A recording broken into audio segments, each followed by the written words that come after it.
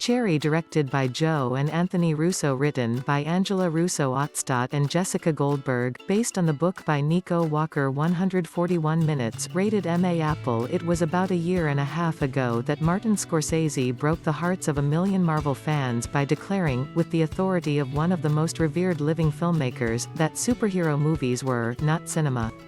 Tom Holland in Cherry. Credit, Apple TV+As. Luck would have it, regular Marvel directors Joe and Anthony Russo were just then preparing to shoot Cherry, an adaptation of the semi-autobiographical book of the same name by Nico Walker, published in 2018 while the author was still in prison and described by one reviewer as the first great novel of the opioid epidemic. Clearly, the brothers Russo didn't need Scorsese to steer them towards this ill-advised passion project, which they embarked on in the wake of the box office triumph of Avengers: Endgame. But it's possible his words spurred them on, as they sought to show the world that they, too, could tell an urgent, topical story about real human beings, with not a spandex costume in sight. While the film marks a drastic departure from the Russos' previous work, it again features Tom Holland, the once and future Spider-Man, as a nice, nerdy kid who is irrevocably transformed.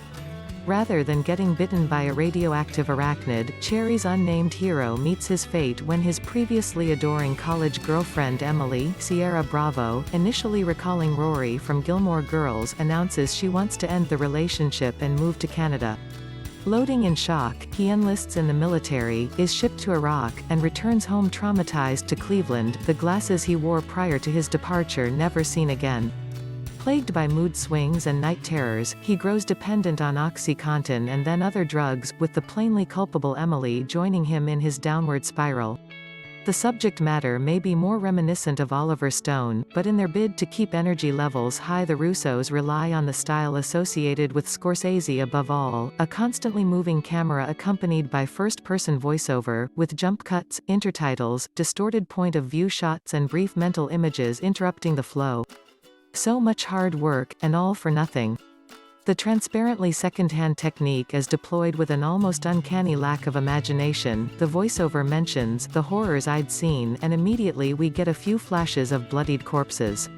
Rather than generating excitement, the insistence on momentum at all costs makes the film resemble an endless series of TV commercials strung together. Nor are Holland and Bravo ever remotely believable as a desperate couple living on the edge, for all their diligent screaming and swearing.